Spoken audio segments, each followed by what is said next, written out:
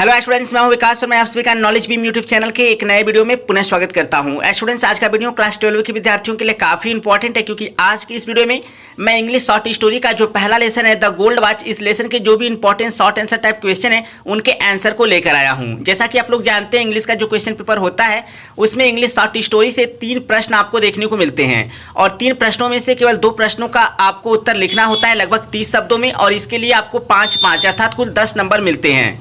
तो the gold watch नामक lesson काफ़ी इंपॉर्टेंट है इंग्लिश शॉर्ट स्टोरी की दृष्टि से। इस वजह से इस लेसन के जो भी इंपॉर्टेंट क्वेश्चन है उनके आंसर आप अच्छे से तैयार कर लीजिए, ताकि आपको इंग्लिश शॉर्ट स्टोरी से जो 10 नंबर का क्वेश्चन पूछा जाता है आसानी से आप गेट कर सकें। तो चलिए इस लेसन के जो भी इंपॉर्टेंट क्वेश्चन है उनके आंसर को हम लोग देख लेते हैं।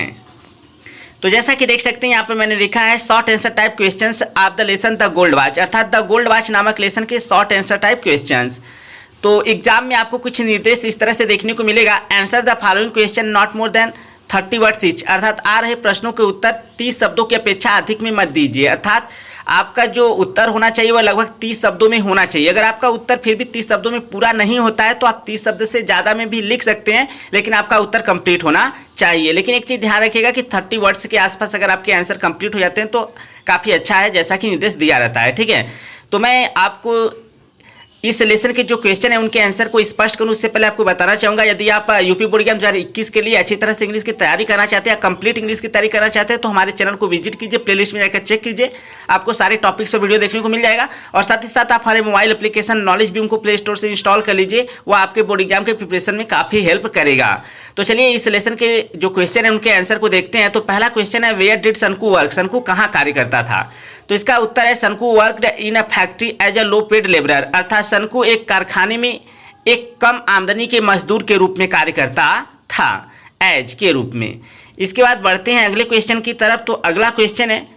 व्हाट वर शंकुस प्रॉब्लम्स, शंकु की समस्याएं क्या थी, and how did he plan, और वह कैसे योजना बनाया, टू सॉल्व देम, उन्हें हल कर लेने को या सुलझा लेने को। तो यहाँ पर मैंने उत्तर लिखा है, there were 2 main problems of Shanku, Shanku की 2 प्रमुख समस्याएं थी। पहला है टू मीट द एक्सपेंसेस, अर्थात खर्चों को पूरा करना ऑफ हिज फैमिली, अपने परिवार के with in his small income, अपनी छोटी सी आमदनी से, यानी अपनी छोटी सी आमदनी से अपने परिवार के खर्चों को पूरा करना, यह पहली समस्या थी। और दूसरा, टू रिपे द लोन्स, उन कर्जों को लौटा देने की विच ही ओवेड, जो कि वह ऋण लिया था फ्रॉम सेवरल पीपल, अनेक लोगों से, यानी उन कर्जों को लौटा देने की जो कि उसने अनेक लोगों से ऋण लिया था, यह दूसरी समस्या थी। इसके बाद, how did he plan to solve them, उन्हें हल करने की उसने कैसे योजना बनाई? तो यहाँ पर देख सकते हैं लिखा है मैंने, ही प्लान्ड टू सॉल्व देम, उसने योजना बनाई टू सॉल्व देम, उन्हें सुलझा लेने की, bye stealing the gold watch, उस सोने की घड़ी को चुरा कर, आप हिज इंजीनियर, अपने इंजीनियर के, यानी he planned to solve them by stealing the gold watch of his engineer, यानी अपने इंजीनियर के सोने की घड़ी को चुरा करके उन्हें हल करने की उसने योजना बनाई, अर्थात अपनी समस्याओं को हल करने की उसने क्या की, योजना बनाई। इसके बाद आगे बढ़ते हैं। इसके बाद अगला क्वेश्चन है, what did Shanku's wife ask him, Shanku की पत्नी ने उससे क्या कहा, टू ब्रिंग मतलब लाने के लिए, फ्रॉम द मार्केट मतलब बाजार से, यानी शंकु की पत्नी ने उससे बाजार से क्या लाने के लिए कहा। तो इसका उत्तर है, शंकुस वाइफ आस्क्ड हिम, शंकु की पत्नी ने उससे कहा, टू ब्रिंग एन ऑइंटमेंट, एक मलहम लाने के लिए, फॉर द सोर्स मतलब फुंसियों के लिए, एंड टू राइप बनानास, और 2 पके केले, फ्रॉम द मार्केट मतलब बाजार से, अर्थात शंकु की पत्नी ने उससे बाजार से 2 पके केले लाने को और फुंसियों के लिए एक मलहम लाने के लिए कहा। इसके बाद अगला क्वेश्चन है, व्हाट स्टॉप्ड शंकु फ्रॉम स्टीलिंग द वॉच, उस घड़ी को चुराने से शंकु को क्या रोक देता था, इन द बिगिनिंग मतलब शुरुआत में, यानी उस घड़ी को चुराने से शंकु को शुरुआत में क्या रोक देता था। तो इसका उत्तर है, शंकुस कोवार्डिस, यानी शंकु की कायरता, हेजिटेशन हिचकिचाहट, and fear of being caught, और पकड़ा हुआ होने का भय, stopped him from stealing the watch, उस घड़ी को चुराने से रोक देता था, इन द बिगिनिंग मतलब शुरुआत में, यानी शंकु की कायरता, हिचकिचाहट और पकड़ा हुआ होने का भय उसे शुरुआत में उस घड़ी को चुराने से रोक देता था। इसके बाद अगला क्वेश्चन है, what made Shanku decide,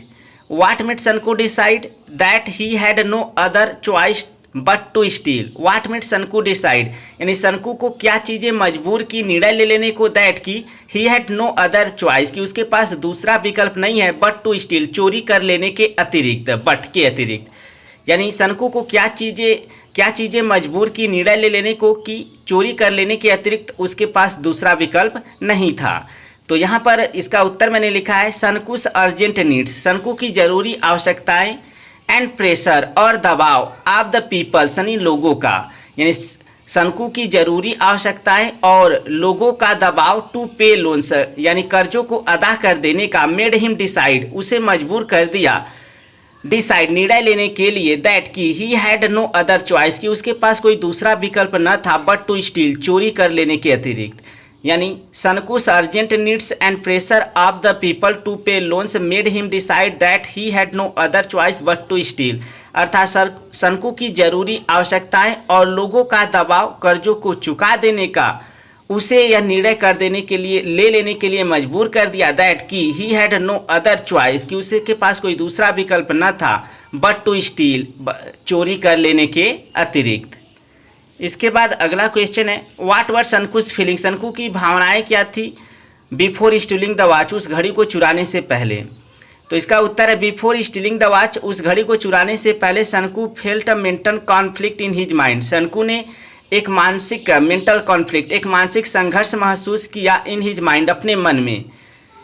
his heart was beating very fast, उसका हृदय बहुत तेजी से धड़क रहा था। He had a mixed feeling, उसके पास एक मिश्रित भावना थी टू स्टील और नॉट, की चोरी किया जाए अथवा नहीं, ड्यू टू फियर, भय के कारण।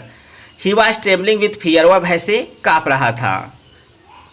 इसके बाद अगला क्वेश्चन है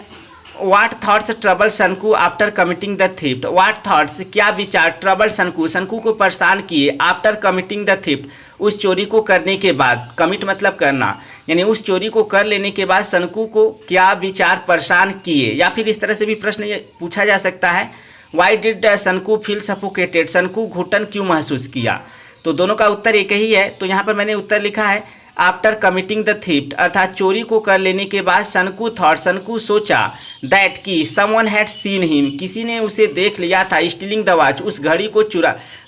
को चुराते हुए। यानी चोरी कर लेने के बाद सनकू ने सोचा कि किसी ने उसे उस घड़ी को चुराते हुए देख लिया था। ही वुड बी कॉट, उसे पकड़ लिया जाएगा, इंसल्टेड, अपमानित किया जाएगा, and dismissed from the his job, और उसे अपनी नौकरी से डिसमिस कर दिया जाएगा, अर्थात बर्खास्त कर दिया जाएगा। These thoughts trouble Sanku very much, ये विचार सनकू को बहुत अधिक परेशान किए। इसके बाद अगला क्वेश्चन है what time of the day did Sanku think was the most suitable for stealing the gold watch and why, what time of the day, दिन के किस समय डिड सनकू थिंक, सनकू ने विचार किया वाज द मोस्ट सुइटेबल, सबसे उपयुक्त था, फॉर स्टीलिंग मतलब चोरी के लिए, द गोल्ड वॉच मतलब उस सोने की घड़ी, एंड वाई और क्यों, अर्थात दिन के किस समय सनकू ने विचार किया कि उस सोने की घड़ी को चुराने का सबसे उपयुक्त समय था, एंड वाई और क्यों। तो इसका उत्तर है सनकू थॉट, सनकू ने सोचा दैट कि the lunch time was the most suitable, कि दोपहर का समय या दोपहर के भोजन का समय सबसे उपयुक्त समय है, for stealing the gold watch, उस सोने की घड़ी को चुराने के लिए। यानी सनकू ने सोचा या विचार किया कि दोपहर के भोजन का समय उस सोने की घड़ी को चुराने के लिए सबसे उपयुक्त था। ही थॉट, सो उसने ऐसा सोचा, बिकॉज क्योंकि एट दैट टाइम उस समय the engineer and the workers, यानी वह इंजीनियर और कर्मचारीगण यूज टू गो आउट, बाहर जाया करते थे, फॉर लंच एंड रेस्ट, यानी दोपहर के भोजन के लिए और आराम के लिए। इसके बाद अगला क्वेश्चन है व्हाई डिड सनकू कर्ज हिमसेल्फ, सनकू अपने आप को बुरा भला क्यों कहा या फिर क्यों कोसा। तो इसका उत्तर है व्हेन सनकू न्यू, जब सनकू जाना दैट कि हिज वाइफ वाज प्रेग्नेंट, कि उसकी पत्नी गर्भवती थी। ही थॉट, वह सोचा दैट कि द न्यू चाइल्ड, नया बालक, वुड बी अनदर बर्डन, एक दूसरी जिम्मेदारी होगा, ऑन हिम मतलब उस पर, तो बर्डन मतलब जिम्मेदारी या बोझ। When Sanku knew that his wife was pregnant he thought that the new child would be another burden on him, अर्थात जब सनकू जाना कि उसकी पत्नी गर्भवती थी, वह सोचने लगा या वह सोचा कि नया बालक उस पर एक दूसरी जिम्मेदारी होगा। सो ही कॉल्ड हिमसेल्फ, इसलिए वह अपने आप को बुरा भला कहा या अपने आप को कोसा। इसके बाद स्टूडेंट्स एक क्वेश्चन आपके लिए, आई होप आप इस क्वेश्चन का जो आंसर है कमेंट के माध्यम से जरूर सेंड करेंगे। वह क्वेश्चन है हुज वॉच वाज इट, यह घड़ी किसका था। तो इसका आंसर आपको पता है तो कमेंट के माध्यम से जरूर सेंड कीजिएगा। अगर वीडियो अच्छा लगा हो तो वीडियो को लाइक कीजिएगा और अपने उन फ्रेंड्स के साथ शेयर कीजिएगा जिनके लिए वीडियो यूजफुल हो सकता है और पूरी तरह से इंग्लिश की प्रिपरेशन करना चाहते हैं बोर्ड एग्जाम के लिए, तो एक बार जरूर हमारे चैनल नॉलेज बीम को विजिट कीजिए, प्लेलिस्ट में जाकर चेक कीजिए, आपको सारे टॉपिक्स और वीडियो देखने को मिल जाएंगे। और फिर भी अगर कोई प्रॉब्लम है तो मुझे कमेंट सेक्शन में जरूर बताएं। तो इस वीडियो में फिलहाल इतना ही, मिलते हैं नेक्स्ट वीडियो में, तब तक के लिए thank you so much for watching this video.